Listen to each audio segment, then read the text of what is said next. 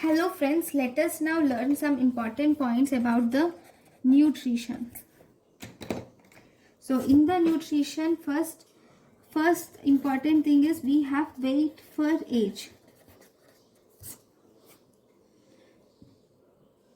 So if you see, weight for age is single best parameter for assessment of physical growth, and this weight for age indicates both acute malnutrition and it also indicates the chronic malnutrition.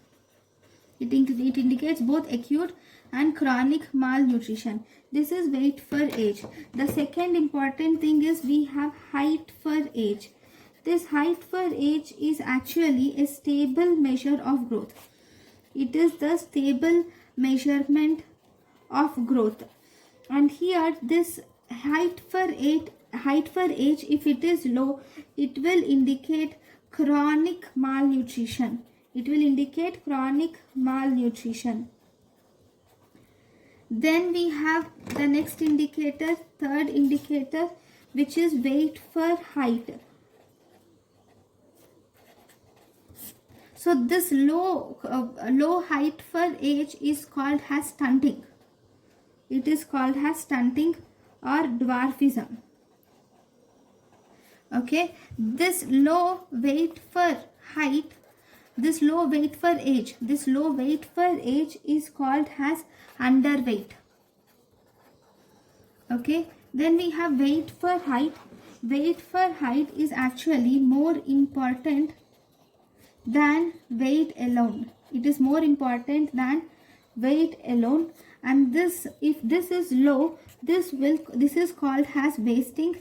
Weight for height, if it is low, it is called as wasting, and this will indicate acute malnutrition. So this is about the three indicators of nutrition. We have one more indicator which is called as head circumference and chest circumference. In head and chest circumference, in this, if you see, first we have chest circumference. This chest circumference is at birth. If you compare head circumference and chest circumference is less than 2 centimeters than head circumference. So chest circumference is less than 2 centimeters than chest circumference will be less than 2 centimeters when compared to head circumference. By 6 to 9 months of age, head circumference will become equal to chest circumference. After 9 months of age, the chest circumference will be more than head circumference. Now, if the child is severely malnourished, in severely malnourished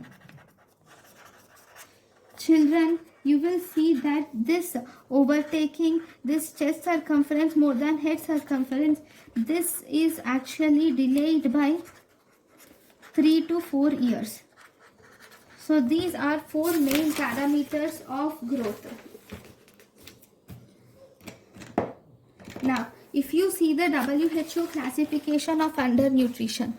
So in WHO classification of undernutrition, we have classified them, the WHO classified as moderate undernutrition